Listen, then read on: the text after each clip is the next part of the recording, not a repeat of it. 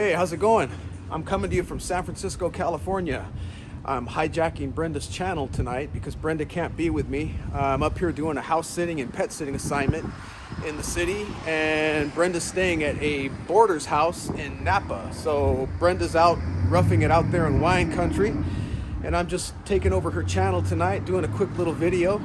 And I'm going to be going to a neighborhood park up here called Alta Plaza Park up in Pacific Heights, the Pacific Heights neighborhood of San Francisco.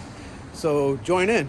Okay, I'm at the bottom of the park. Again, this is called Alta Plaza Park, and it basically sits right in the neighborhood here. I'm standing on the corner of Scott and Clay Street, and I'm gonna walk all the way up to the top to that lookout tower and give you a better view of the park. But this park is just under 12 acres, so it's a fairly good sized park, and it's tucked nicely into the neighborhood here in Pacific Heights. For those of you that aren't really familiar with San Francisco, Pacific Heights is one of those upscale, bougie, very wealthy neighborhoods, and it's pretty much always been a wealthy neighborhood. It's where a lot of the San Francisco elite live, where a lot of the old money lives, and there's obviously quite a bit of new money here as well. So it's a very affluent neighborhood.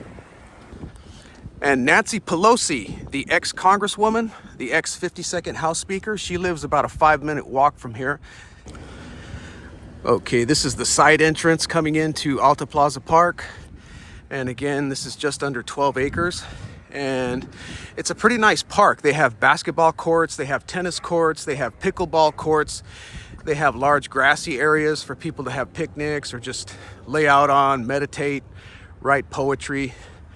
And it's a dog-friendly park, and the dogs can be off-leash.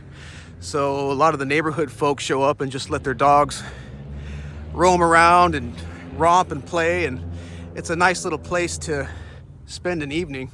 And they have a nice playground for young kids with swing sets, and they have picnic tables. And this park has basically been here since the late 1800s, right around the turn of the century, 1900. Believe it or not, this park used to be a rock quarry, and then the city of San Francisco purchased the land way back in the 1880s, and then over the subsequent decades they developed it into a nice neighborhood park. Okay, and this is the nice vantage point that you get standing up on top of the hillside here. This is almost the top of Pacific Heights. This is pretty much the top of Alta Plaza Park. There is a little small ridge behind me that's a little bit higher, but this is pretty much the top. And as you can see, you get excellent views overlooking San Francisco. Now, this is not the northern part of San Francisco or the part near downtown. Normally what you see in TV or in the movies is pretty much the Golden Gate Bridge, Fisherman's Wharf, Alcatraz Island, you know, some of the more noteworthy San Francisco attractions. But what you see here is basically more of the neighborhood, more of the southern neighborhood. This is looking dead south, out in the direction of Lower Pacific Heights. There's the neighborhood Lower Pacific Heights was basically down below, and then you have other areas like Western Addition, north of Panhandle. You have Hayes Valley, Cole Valley out in the distance, Twin Peaks. So San Francisco has a whole bunch of neighborhoods crammed in right next to each other, basically. San Francisco occupies a strip of land basically that's 7 miles by 7 miles on a very narrow peninsula. So everything here is pretty condensed. But it's a beautiful evening. It's probably around 60 degrees, and here we are in the middle of August or late August, summertime, and it's sweater weather, and it's beautiful. It's beautiful, it's comfortable. You can see some of the cloud rolling in off the coast, moving inland over the city, and it's just a very, very picturesque location. And those buildings that you see off in the distance, you may think that's downtown San Francisco, but it's not. That's actually out by Japantown. And believe it or not, San Francisco has a small but very vibrant Japanese community, and they have a small little Japantown there. They have they have little markets and shops, and they have like a little outdoor, it's almost like an outdoor mall. Stores and restaurants and shops, and it's, you know, they have some Japanese care facilities and care homes, and it's a nice little community there. There's also obviously a large Chinatown here in San Francisco, and Chinatown is much larger than Japantown. but they do have a rather, functioning and noteworthy Japantown. Further in the distance, there's a hill that you can see off in the distance with trees on top, and that is Bernal Hill, and there's a neighborhood out there called Bernal Heights, and that's a neat little area. And then just to the north, maybe northeast of there, there's a neighborhood called Potrero Hill. And for those of you that are familiar with the late football player O.J. Simpson, O.J. Simpson was born and raised in Potrero Hill. And that nice beautiful Gothic structure that you see right there, that's a church. That's a giant Catholic church, St. Dominic's Catholic Church, and it's a beautiful building. It's been there since the late 1800s. Gothic structure. To me, it looks like something you'd see in a Dracula movie, that nice big old Gothic castle looking building. And again, this is looking straight south, so the Golden Gate Bridge would be behind me and a little bit to the left, and then obviously you can't see it from here. And then you have Alcatraz Island would be out to the right a little bit, and then the Bay Bridge. So again, this is a section of San Francisco that you don't always see in TV or in the movies, but this is a large chunk of the city, as you can see. Okay, and this is actually the highest point of the park. This little ridge up here, you can always hike up to the top of that. But here you can see the tennis courts off to the side, basketball courts mixed in there. And you have the nice little walkways here with people walking their dogs, people walking around. It's just a really nice neighborhood park. It's well maintained. Okay, I'm at the bottom of the park, and I'm at the grand entrance, the grand staircase here.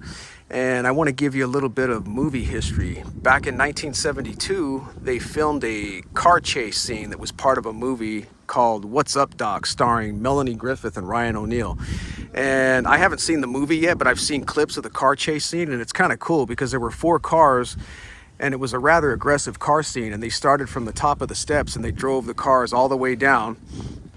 And what made this chase scene rather noteworthy is the producers of the movie, the producers, directors, the powers that be, they never bothered to obtain a permit to actually film that car chase scene. They just showed up and decided to film that rather aggressive car chase scene here. And in the process, they damaged the steps. So all of this patchwork that you see, all the little spots that have been filled in and all the little chips and the pits and all of this was all caused from that 1972 car chase scene from the movie What's Up, Doc.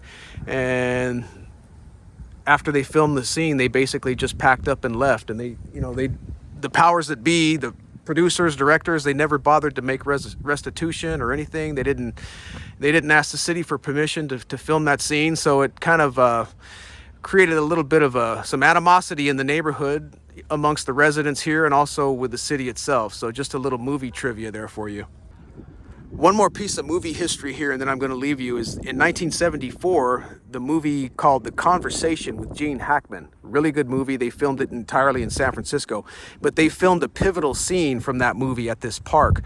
It was a dream sequence scene. It was like a flashback scene, and it was supposed to be shot in a very foggy environment, to make it look sort of ominous and dark.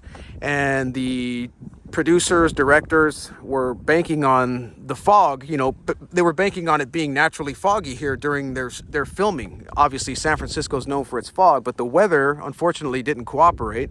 So they ended up having to rent a fog making machine, and that ended up causing some problems because the fog making machine required the use of some type of an oil. And then when they would run the oil through the machine, it would give off a mist, it would start to mist and sort of wafted through the air. And then what ended up happening is that mist ended up getting on people's cars. It ended up getting on people's homes, on people's the windows on their homes, and it caused a bit of a mess in the neighborhood. So that didn't make many people here very happy. There were a lot of people in the neighborhood that complained, and then the city didn't appreciate that either. So that's just another little tidbit for you. It's kind of strange how this park has been the scene of some very unsavory movie making practices, but I guess that's what happens in the big city. So that's about it. Alta Plaza Park, San Francisco, California. Thank you for watching.